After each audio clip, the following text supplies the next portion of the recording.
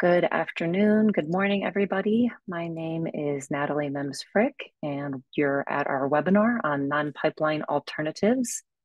I am an energy policy researcher at Berkeley Lab, and I will be moderating our webinar today. Before we get on to our fantastic speakers, some logistics that I want to go over. First, we're recording the webinar, and you're all muted. And you can use the Q&A box that's in the bottom panel of your Zoom to send us questions at any time throughout our presentations. And I'll put a link to the slides in the Q&A box once I hand it over to Commissioner Gilman. And then I'll also send out the link and the recording to the slides to everyone who registered for the meeting in a day or two. And if you are interested, the middle part of our presentation is focused on some work that Stratogen did for Berkeley Lab, and the link to both of those reports is located at the bottom of the slide.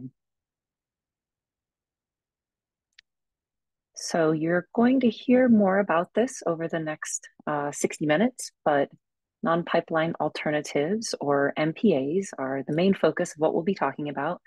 And they're really an opportunity to reduce gas system costs and reduce greenhouse gas emissions. And they're ultimately an investment that can defer or eliminate building or replacing new gas infrastructure. And we have three speakers who are going to talk about that today. First, we have Commissioner Gilman, and she's going to provide background on the Colorado gas planning policy context. Commissioner Gilman was appointed to the Colorado PUC in 2020, and she has a bachelor's degree in mechanical engineering. And before she was at the CPUC, the Colorado PUC, she was a small business owner. She also served on the board of a Colorado utility, Holy Cross, which is not an investor-owned utility.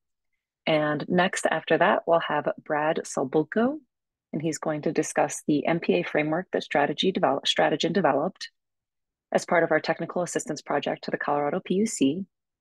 Brad is a senior manager for Stratogen, where he's a subject matter expert in gas decarbonization, integrated resource planning, and utility regulatory issues.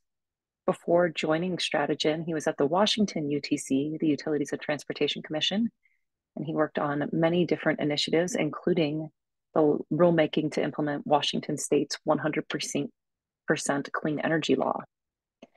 And then we have Matt Doyle, who's going to round us out, and he's from Northwest Natural, and he's going to talk about their utilities experience with non-pipeline alternatives. He's a senior economist with Northwest Natural, which is a natural gas local distribution company that serves the Portland metro area and other cities throughout Oregon and Washington. So that is our run of the show today, and we'll conclude with questions from the audience. So I will hand it over to Commissioner Gilman to get started. Great, thank you, Natalie. I presume you can hear me well, unless you wave your arms wildly. Okay, great. Well, thank you for having me this afternoon. I think it's afternoon for most everybody except for the West Coast. But happy to see you all. And so I hope to just provide kind of a brief context today for what's going on from a policy perspective in Colorado, and in part give some background on why now? Why are we talking about NPAs or non-pipe analysis? And kind of what was the context that led Colorado specifically to be interested in exploring NPAs more.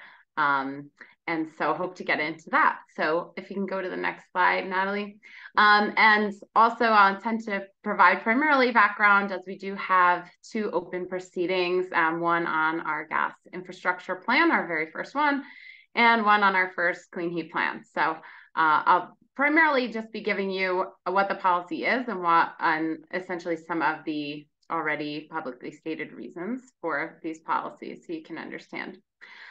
So getting to kind of where the state of Colorado is, Colorado now has an initiative to decarbonize heating. This kind of comes on the heels of 2019 legislation that was economy-wide greenhouse gas reduction standards. And in 2021, the Colorado State Legislature passed Senate Bill 21-264, which was specific to the LDC gas sector. So this, for the first time, provided us with kind of statutory targets to understand the role that decarbonization of natural gas, especially retail sales of natural gas, should play in the greater kind of clean energy transition and getting Colorado to meet their scientifically based greenhouse gas targets. So Senate Bill 21-264 requires our gas utilities. In Colorado, we have 4 investor-owned gas utilities. They are of fairly different sizes. It requires our gas utilities to submit clean heat plans and reduce emissions from the distribution and end use of gas. I've provided the first 2 targets here. So the first target is a 4% reduction by 2025, and the second is a 22% reduction by 2030. One thing that's important to note is the baseline for these was 2015, and we have seen some considerable growth in the use of natural gas in the interim from 2015 to current. So those numbers and everything we understand from the utilities in their filings look significantly larger if you were to look at the actual drop from the current amount, considering growth that's occurred since 2015. Additional clean heat targets are expected to be set by the PUC, but not just yet, but I would expect probably 5-year incremental goals to get us all the way out to 2050 to see what that total picture looks like. That legislation also establishes a list of clean heat resources, which the legislature put in there. Oops. There you go. Thank you. With the legislature put in there to look at what tools they identified in the legislation to be available to reach these clean heat targets. So the first 2 are really demand-based sort of resources. So the first would be beneficial electrification, whether partial or full, but moving some of that combustion to be heating through electric sources. And the second, gas demand side management. So Shell or other improvements that might just reduce the amount of gas needed to heat a specific facility. Then the next 2, and sorry about the colors, it looked nice, but they are a little hard to read, so sorry about that. But the last 2 on this slide are really what I'd consider more supply side resources. So the first is recovered methane. They do indicate several specific sources of recovered methane in the statute, as well as green hydrogen as different sources that they see delineated specifically in statute as clean heat resources that they'd expect to be addressed in these plans. So we can go to the next slide. Excellent. So what we undertook a rulemaking beginning in 2021 after that legislation passed to establish the rules for those clean heat plans as they would come in. So that was required by statute for us to do that rulemaking. So setting out, what should be shown in each scenario, what should be shown for each resource, things like that for those clean heat plans that would come in. And if you go to the next slide. As part of that rulemaking effort, the commission also included in that gas rulemaking new rules which required the submission of gas infrastructure plans.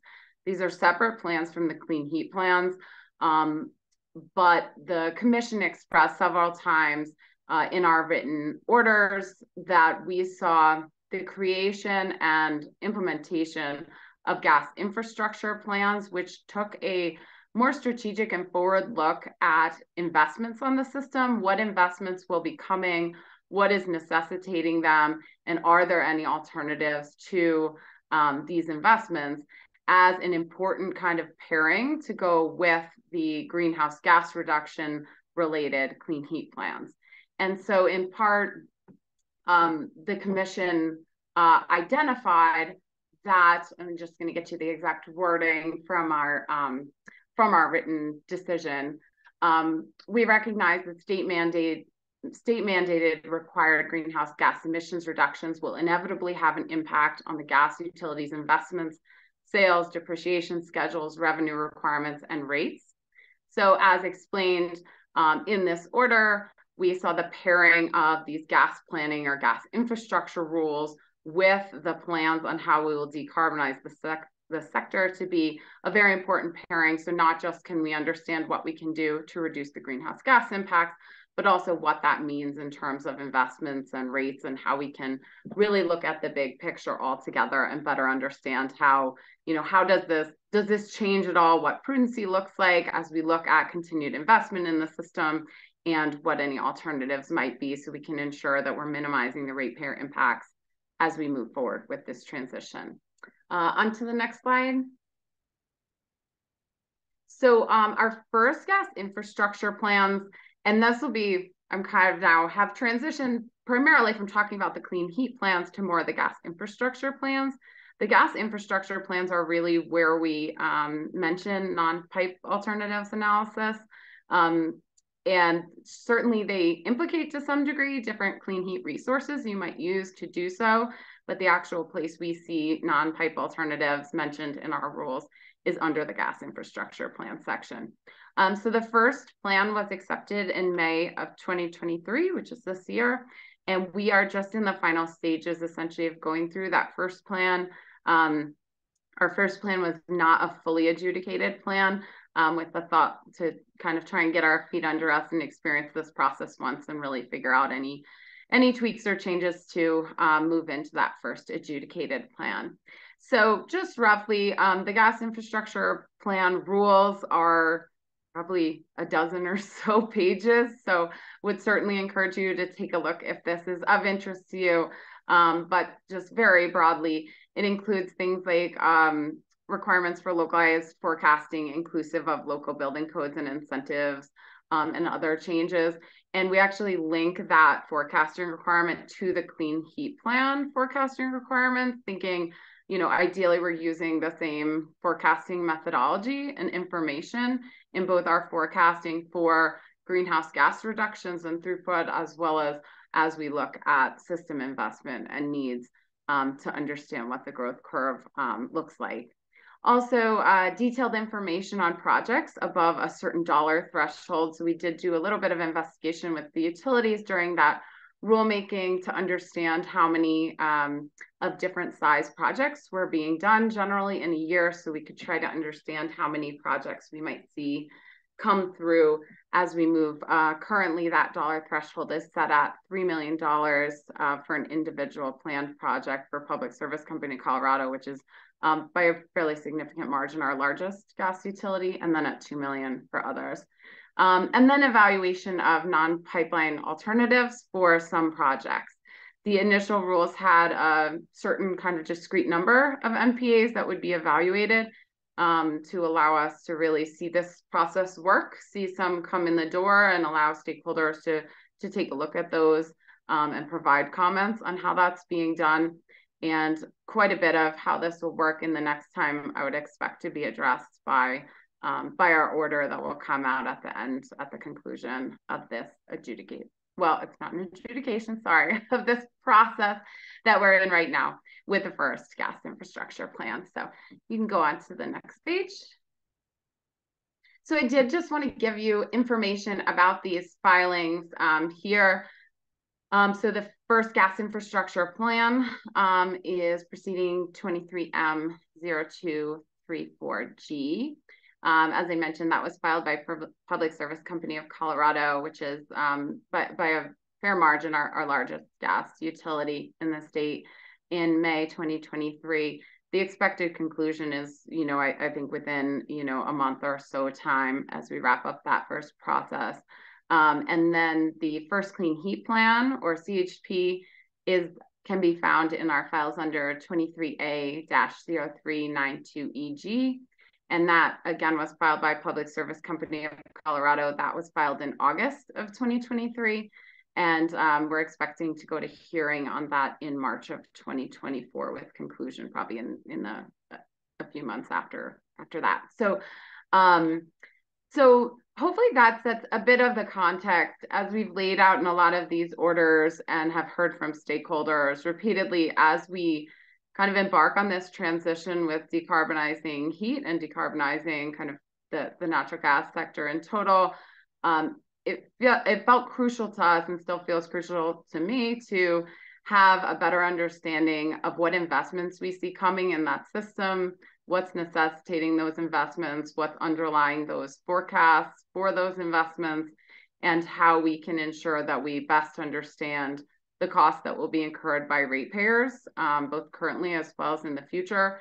And if we see a different sales trajectory coming as we look at this transition, really understanding from a regulatory perspective how that could impact ratepayers and how we ensure that we are really vetting all options, especially we'll hear much more about today, non-pipe alternatives, to understand if the communicated need, whether by capacity or safety integrity projects or whatever the exact requirement for the project is, if there is a way for those to be avoided. And so I really look forward to hearing from the other panelists today as well, to get into kind of more of the details about where we go from here with really applying what we see as a regulatory need for more information, more proactive information as we move forward. So thanks, Natalie. Thanks, Commissioner Gilman. So we are going to hand it over to Brad now. And I saw that some people, maybe a participant was raising their hand. We're not unmuting anyone during the webinar. So if you have a question, please just pop it in the Q&A box and we will try and get to it during our Q&A session. So with that, go ahead, Brad. Thanks, Natalie.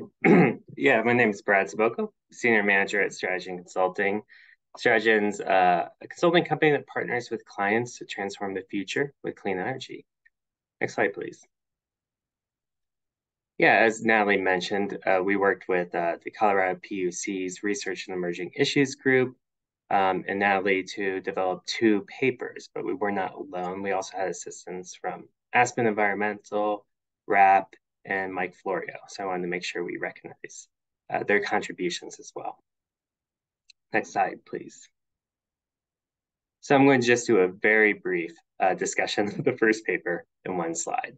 And that was an examination of existing regulatory approaches for non-pipeline alternative projects. So our focus was on New York, Rhode Island, Colorado, and California.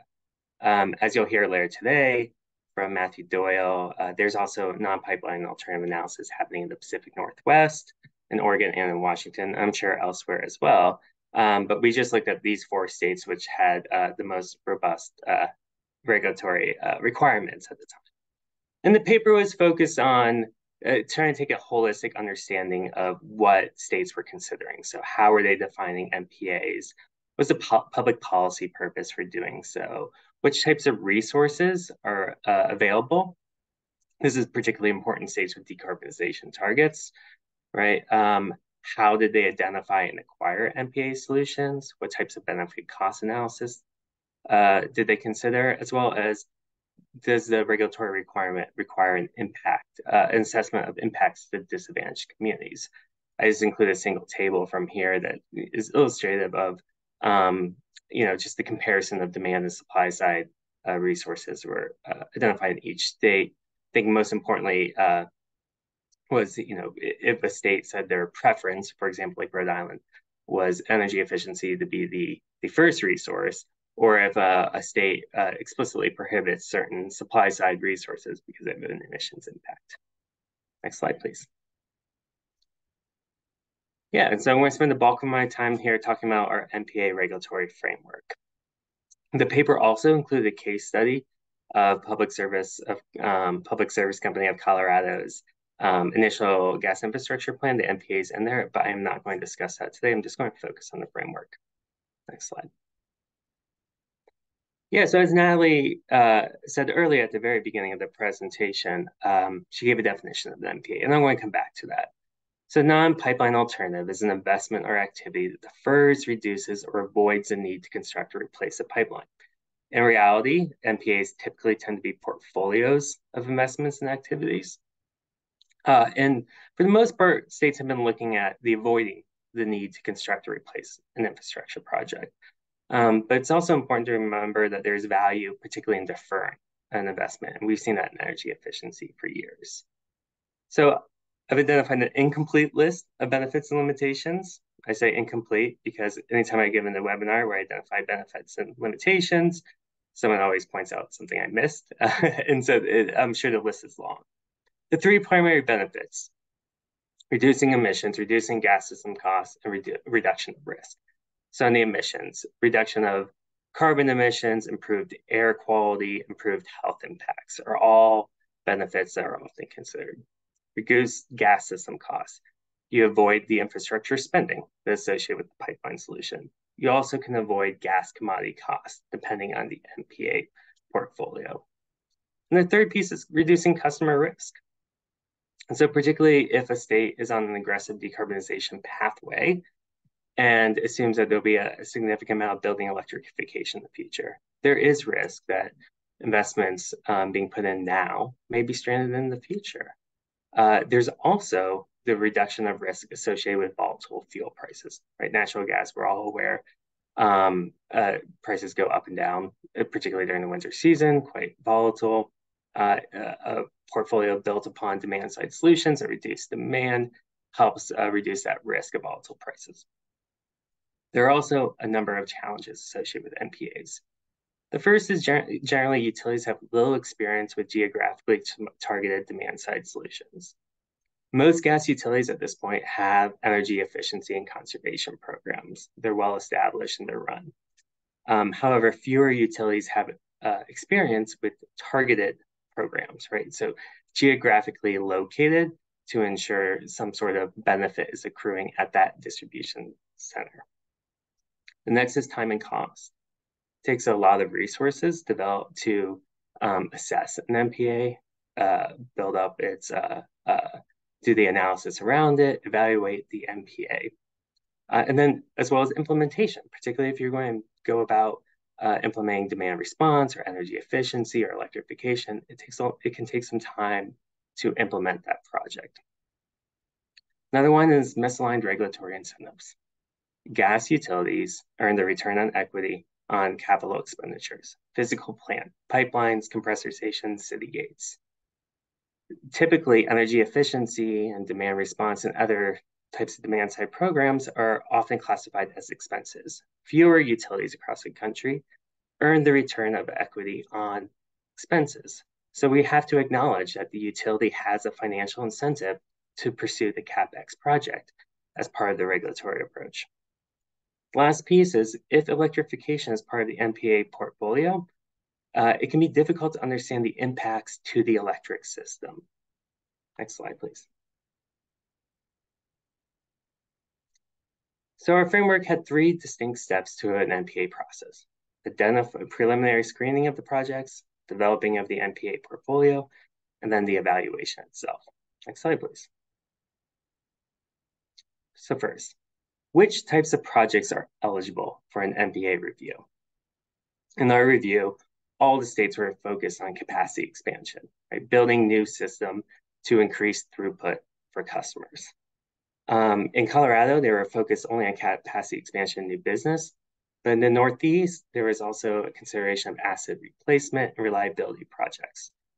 The only example all four states that we reviewed, and it's understandable, excluded emergency and safety projects from an NPA. Basically, if there is harm to the public that is potentially imminent, skip the NPA review, get the project done immediately. And then, as indicated by Commissioner Gilman, there are other states that also apply cost and timing thresholds. So it takes time, it takes analysis, it takes people and cost to develop an NPA. And it also is quite an administrative burden to develop NPAs and review them. So typically states are establishing a cost threshold, right? Only looking at a certain segment of pipeline projects to ensure that if they're going to go through this analysis, it's potentially worth it. Our recommendation is that the threshold should reflect the size of the utility. And there's some leeway. You don't want to be identifying hundreds of projects every year for review. We certainly also don't want to identify 0 to 1, right? So you have to work within kind of the size of the utility to understand what the right threshold is. We also saw some states adopt timing thresholds. So if a project is needed within 2 years, perhaps there's no need to do an NPA review. The one note of caution I put around this is that you want to be certain that there is a robust planning process to ensure that the utility has time to adequately identify a project before the threshold, if you're going to establish the threshold. Next slide, please. The second step is the actual NPA development.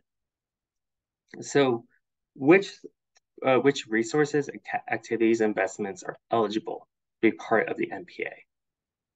So in all the states, we looked at energy efficiency and demand response, and electrification part of it. The states did not necessarily align on supply side, but there certainly are supply side alternatives: hydrogen, CNG trucks, and LNG. And with CNG trucking, I want to stop here for a second. NPAs are not new, right? Gas utilities have been using non-pipeline alternatives for a very long time to meet needs, right? So CNG truck is a great example of a needle peak period on the gas utility where they physically drive a truck and inject the CNG into the distribution system to support pressure in that area. That is a non-pipeline solution.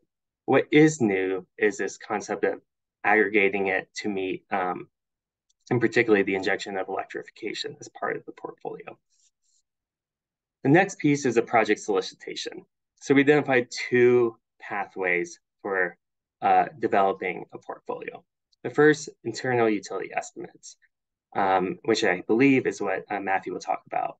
And we also saw with the Public Service Company of Colorado, where the utility itself identifies a project, identifies and builds an NPA portfolio of resources, and then determines, if that meets the requirements and at what cost. The second piece is the second pathway is a competitive solicitation. It's more prominent in the Northeast and New York and Rhode Island. I believe the Colorado PUC also expressed a preference for competitive solicitation in one of its orders. But here, the utility identifies its need and goes out to the market and says, what can you bring to me? How much throughput can it save? What's the cost? What's the program? And I had a piece here that says competitive solicitations are best for large projects. So each approach has its benefits and challenges. It certainly is probably easier and cheaper for the utility to develop its own estimates, and they know their system well. There's some benefit there.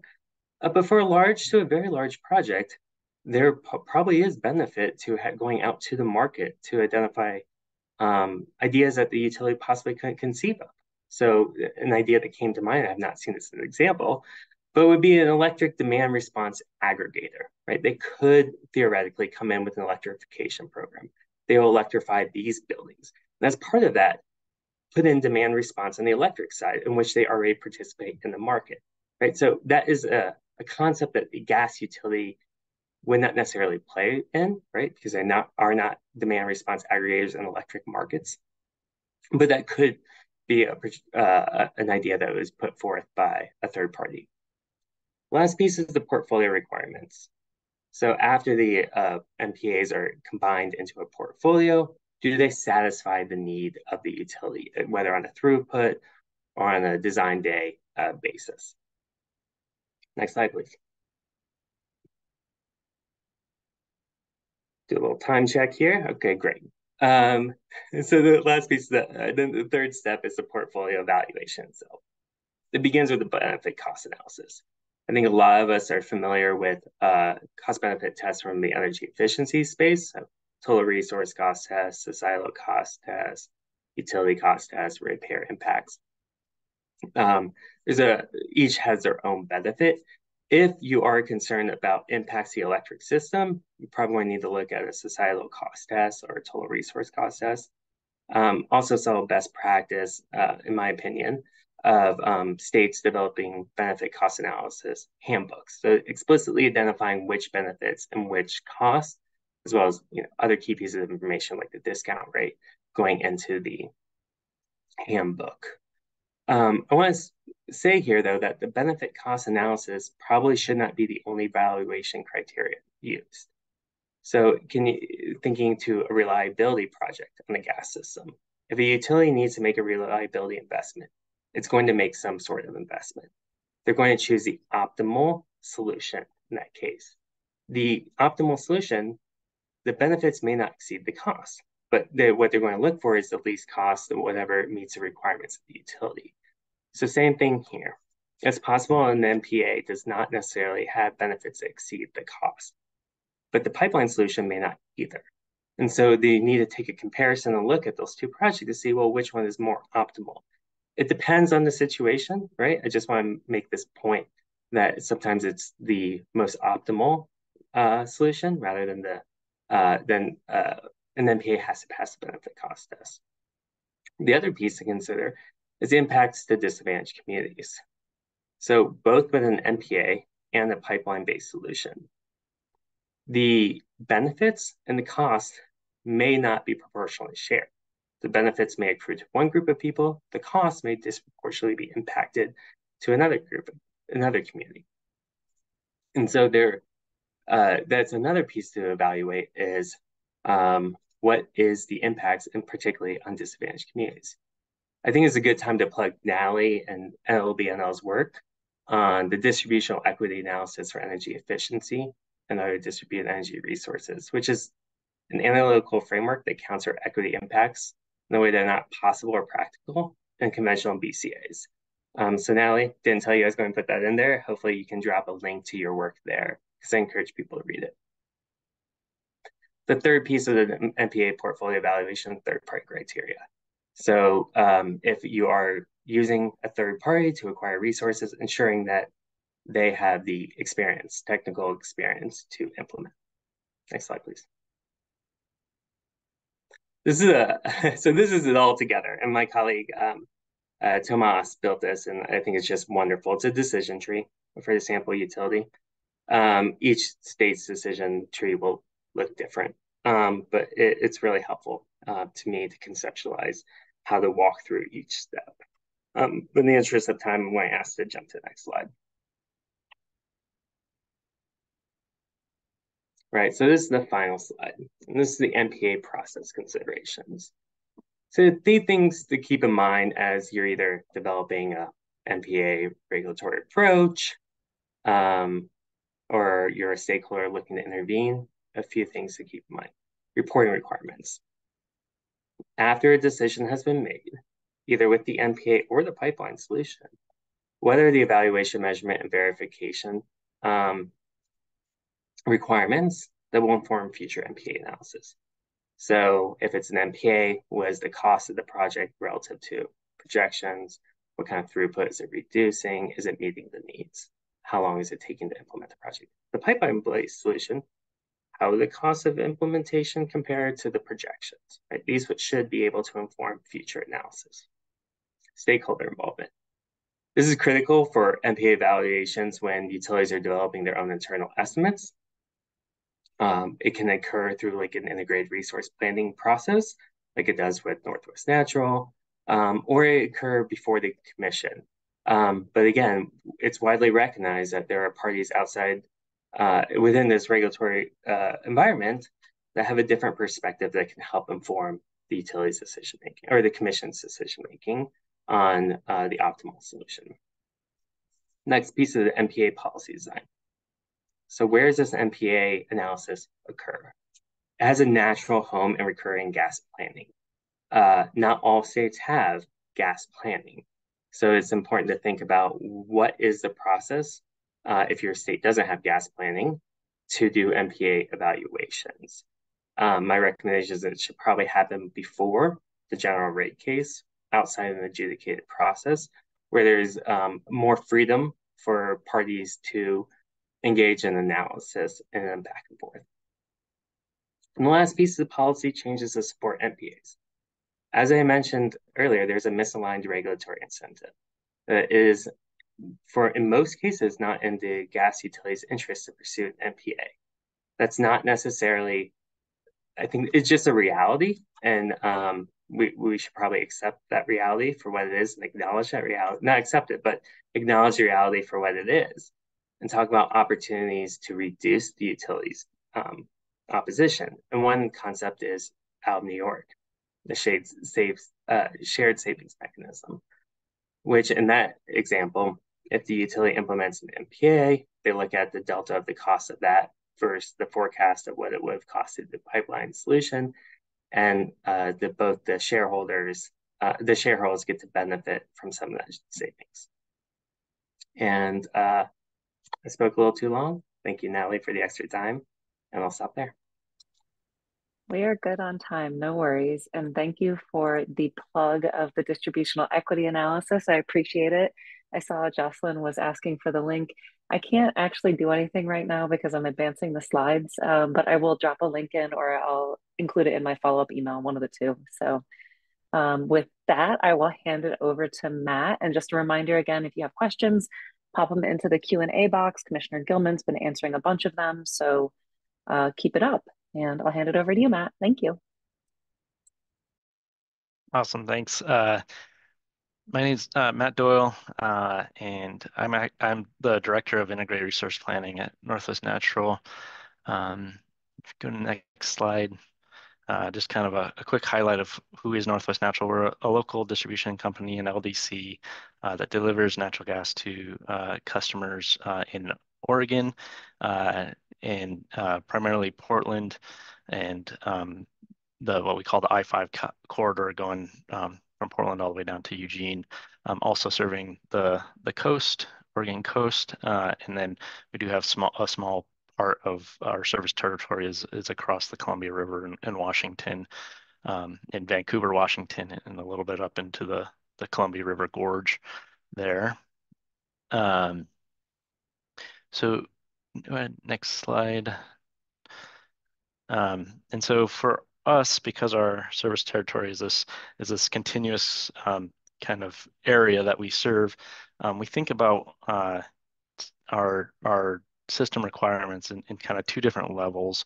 One is a system planning, and then also thinking about distribution system planning. So these two different levels, two different tiers that we plan our resources for, and they have different kind of meanings and opportunities for non-pipeline solutions. So if you go click one more time of one little animation, it'll pop up. It's good to keep in mind that non-pipeline alternatives are resource options at both these levels. But we might be able to, there might be additional benefit at that distribution system level in being able to evaluate those non-pipeline alternatives. The important thing kind of to think about is like at the system level, what we want to make sure that we're reliably serving customers. That's making sure we have the energy requirements needed and the capacity resources available. And then we also have emissions targets that we are currently under law that we must meet. So we have to plan our system resources to meet all those. For our distribution system resources, we're really focused on the energy requirements and capacity requirements to make sure that gas is that those energy services are delivered to that home. For any options that have a emissions reduction benefit, we build that into the benefit cost analysis and make sure we're accounting for that benefit when doing an alternatives analysis. Next slide. And so kind of to Brad's point, one thing I want to point out is that non-pipeline alternatives have been around for a long time.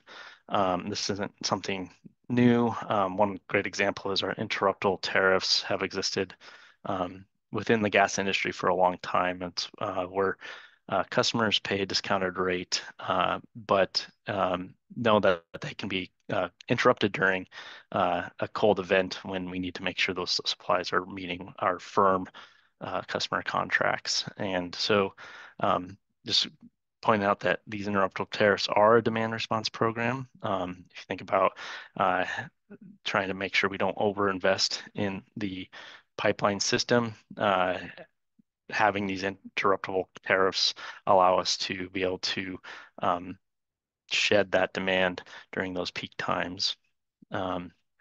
Typically, these are large industrial customers who can be interrupted, who can take that risk of being interrupted for a couple days of winter again, and they pay a discounted rate for that service. So it's also a great example that not all non-pipeline solutions will reduce emissions. I think that's important to keep in mind that when that customer is interrupted, they face the decision whether they're going to shut down their process or switch to another fuel, potentially a backup diesel generator, which would actually increase emissions, overall emissions, but decreases the emissions on the gas system. So you're just shifting emissions. Next slide. So this is the Venn diagram, kind of just describing that thought. And it's like we have all the resource options that we have to consider in serving, making sure we have those energy requirements and capacity requirements and our emissions requirements. Not all, so within that bucket of all resources are some non-pipeline alternatives. And within those NPAs, we have some alternatives that provide that emissions reduction benefit. And then within each of these circles are both supply and demand side resources that we can evaluate and make sure that we're comparing on an apples to apples basis and looking at, making sure that we're not just looking at the gas system in isolation. And also on that first bullet is like the real purpose is like what kind of Brad has mentioned is to make sure we're not over investing in the pipeline system and being able to serve that load during a peak event, so a really cold winter day. Next slide.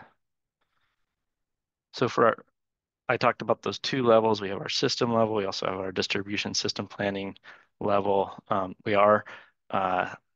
This is a table from our IRP that kind of lays out all our options for distribution system planning to be able to serve the customers. And you can see down in the bottom kind of left, we have identified what our non-pipeline solutions are, non-pipeline alternatives are. And some of them are supply side resources, like Brad pointed out, geographically targeted CNG trailers or LNG trailers. We could also have some sort of either RNG or hydrogen facility injecting gas onto the system. But we also have demand side options such as the demand response and energy efficiency. And we are currently, I don't want to presume that we're further along than we are, but we are currently just completed a pilot for geographically targeted energy efficiency, which we are still, we have the results on kind of the incentives, the increased incentives that we provided and the uptake of measures, but also looking at the last couple of winters to see how many peak savings that those targeted efforts resulted in.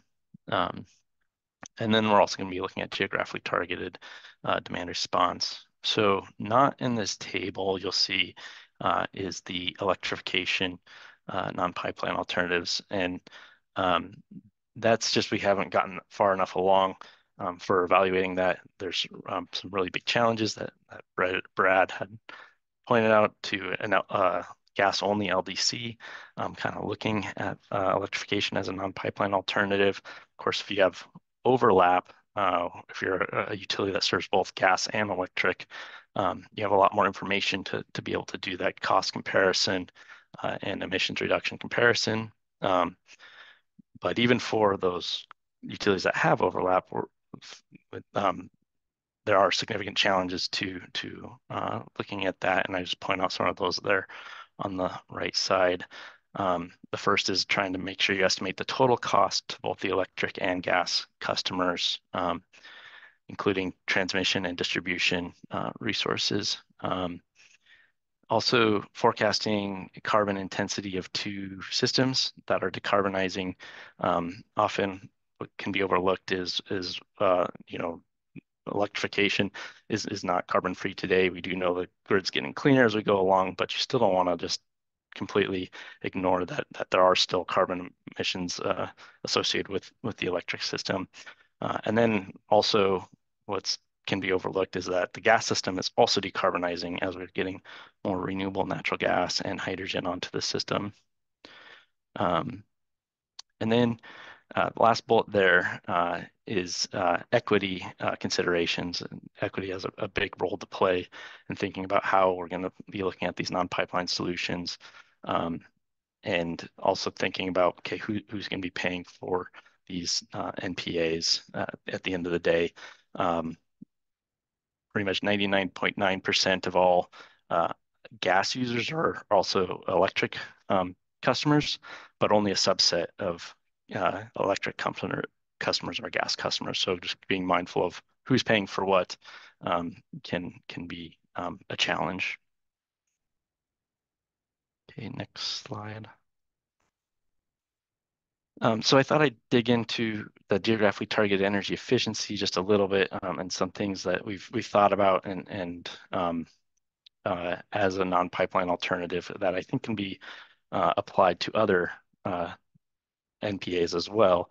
But just real quick, what a GOT program is that you increase your energy efficiency incentives for energy efficiency measures in a specific area that might be constrained on the gas distribution system. And so you're encouraging that uptake of those measures, specifically the measures that are associated with peak demand, such as space heating, anything associated with space heating, whether it be high efficiency furnaces or shell measures such as windows and insulation, are the targeted measures you want to go after. Again, just to try to reduce that peak demand. And this effort could be cost effective, even if you don't end up completely avoiding the investment in the traditional supply side solution. Even just delaying it or deferring it on a net present value basis can actually show to be cost effective. But in order to implement something like this, you must have a forward-looking distribution system plan. This is actually relatively new. We're still working through the kinks of getting that stood up within Northwest Natural. And because what we've done in the past, and typically what a lot of distribution companies around the country do, is what's called just-in-time planning. So you see it, you wait till you see a problem or low pressures within an area, and then you act. In order to do these NPAs, you really need to have something forward-looking. Say, okay, this isn't a problem today, but it's going to be a problem here in 5 to 10 years. So we can start doing these GOT efforts because they take time to roll out and build over time. And so there's a lot going on in this graph, but that's kind of what it's trying to show is that once you start implementing a GOT effort in an area, you're hoping to bend that peak forecast down, the growth of that peak forecast down. So, and you might be able to defer it for 5 years, 15 years, or you could defer it indefinitely. But it only does make sense in any areas as an option to evaluate in any areas with growing peak demand. Because that's what you're trying to solve for. So when you think about the other non-pipeline solutions, you can pair it with geographic target DR or beneficial electrification. These things can all be paired together as long as you're trying to address that peak demand growth. It doesn't make sense to implement a gas ban policy and then also pursue like a geographically targeted energy effort. And so there's certain considerations like, okay, if you put a ban in place, then that peak demand stops growing. You no longer need to do that, but that can have bigger implications on the electric grid and how you're going to serve that electric space heating through what becomes by default the full electrification in the area. So with that, I think that's my last slide, and we're available for questions. It is, and I'm going to end this show and quit sharing my screen so we can have some Q&A. So there's some questions that are popping into the Q&A, and Commissioner Gilman and I think Brad have been answering some of them, but I have a couple that I wanted to ask and talk about. My first one's around equity. Matt, I think you started to mention this a little bit about how you guys are considering equity in your non-pipeline alternatives or just electrification. And I thought I would start with Commissioner Gilman. Um, how is equity incorporated into your gas planning in Colorado? Sure, thanks. Thank you for the question. Hope you can hear me well. I would say first and foremost, I think considering the big picture of this is very important from an equity perspective from the start. Like the reason why we want to look at what investments are going to be and what reasonable alternatives are is to ensure that we best understand what these costs will look like in the future, especially if we see decreased throughput or other pressures from this gas transition. And really, I think the extraordinary stress that would put on our lowest income customers if we see costs rise as a result of that. And so part of the reason to ensure we're making the best decisions possible, we're evaluating all alternatives that we can understand at this point, is to ensure we're making, within reason. Obviously, the system needs to stay reliable and safe, but making kind of the lowest cost choices we can to ensure we can serve that need and not spend more than is necessary, as we're really understanding and bringing into greater focus what this transition looks like, especially in terms of customer costs.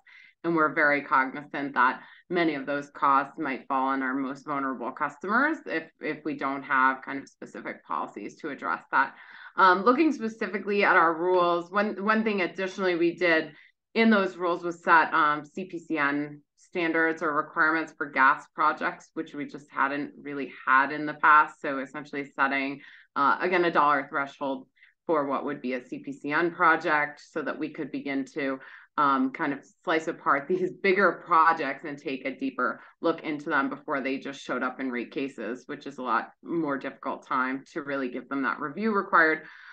So for things like that, we're certainly looking at the location of these projects to understand if they're in our disproportionately impacted communities or adjacent to disproportionately impacted communities, as well as if there's any potential, employment impacts or opportunities associated with non-pipe alternatives in those areas. Another area in our rules we looked at kind of equity and disproportionately impacted communities is under advanced leak detection. So as part of these rules, we asked for an existing system assessment that also looked at how, if at all, are utilities using advanced leak detection, and to what extent have they found leaks to be prevalent in our disproportionately impacted communities. So we have a few threads in there. I think we're hoping to learn quite a bit as we go. Also, if these projects are occurring in disproportionately impacted communities, we have an expectation for the utilities in the rule to communicate to us what outreach was done, what materials were used, what feedback they got, and how that's influenced their view of the projects, specifically from those communities. And I really expect to learn a lot, the first couple times around here to see how that's going and how we can better understand how to involve communities, especially our more vulnerable communities, in these decisions that, of course, impact their communities and their lives. Thank you. Matt, did you have anything that you wanted to add on what Northwest Natural is doing with equity? I think Northwest Natural is doing a lot, but I am not the right person or the expert in kind of everything we're doing on equity. But we are looking for we know it's important and needs to be included in resource planning. Obviously, equity expands equity considerations is much bigger than just resource planning. So we're trying to figure out how it fits into the IRP and working towards including that in our next IRP. Thank you. And it reminds me, I gave you the wrong title when I introduced you. You need to update your LinkedIn. Okay, I do. Brad, do you want to talk about, I think you touched on this briefly, incorporating equity into the NPA framework? Right. Just in the sense that want to recognize that it's important to identify where the benefits and the costs of each approach is accruing, right? So as I mentioned, the benefits and costs are not necessarily proportionally shared. So if I'm going to use a hypothetical here, a pipeline solution looks like the more cost-effective solution than relative to the NPA solution, but that it's going to have a severe disruption to a historically marginalized community, right, through the development and building of that pipeline replacement. The commission may want to consider that, right? And the costs are being disproportionately borne by a community that has been historically marginalized. And then relative that the benefits would be equitably dispersed across all the, right? So it's those types of considerations that I think should be elevated with up with the benefit cost analysis when reviewing and making a decision. Thank you. So we only have a couple minutes left, so I'm just going to ask everyone one last question. What is your observation or lesson learned that you'd like to share about your experience with gas planning or non-pipeline alternatives? So it could be about the regulatory process or implementing your efficiency programs or your experience from something else that we haven't talked about, but what do you want our listeners to go away with as your final thought? I'll start with, does anyone want to go first? I'm kind of launching this on you unexpected. So I can Brad's start. off mute. He's going. Yeah. Yeah, I'm spending a lot of time thinking about the impacts to the electric system from electrification measures, right? It's not, particularly for gas-only utilities, understanding the technical and cost of electric appliances is not within the wheelhouse, nor are they best situated to understand the impacts to the electric system. And as we've seen from like hosting capacity analysis on the electric side for years now, right? Different spots on the electric distribution system are better able to take on new load than others. And those are actual costs being experienced by utilities. So it's very challenging to understand those impacts. And it leads me to believe that you necessarily have to be coordinating with the electric utility when considering electrification measures. And then how a gas utility does that before a PUC is another webinar. Thanks, Brad. I'll go maybe between Brad and Matt at the risk of going last and disappointing everyone, because we're still in the middle of our first gas infrastructure plan, so I'm probably not at liberty to give my personal opinions about the biggest thing we've learned. But certainly, look, we're hoping to learn quickly. We're hoping to refine these processes as best we can, as quickly as we can, because I think it's important for the system to get this right and to have the best information upon which to make these decisions, which will significantly impact the cost of the system in the years to come. So that was largely the impetus for the rules. That's what I hope to realize. And like any process, I'm sure we'll learn along the way how we get there. Thank you. Matt, you get the last word. Yeah, I'd say, ideally, we'd have perfect gas and electric coordination and be able to design a system that serves energy services at the least cost. We are kind of siloed in our different utilities. And so that does make that cross coordination a little bit more challenging. But I'd say that that the biggest thing I'd like to leave is that we must, we're looking to decarbonize the entire economy, including space heating of buildings. But electrification isn't the only way to do that. There are other ways to decarbonize space heating needs. So through RNG, hydrogen, and potentially synthetic methane down the road. So. Excellent. Thank you to all of our panelists. I really appreciate you taking the time to participate today. And everyone who's listening in, I'll be sending out the slides and a link to the papers. So that will be forthcoming. And thank you all and have a great rest of your day.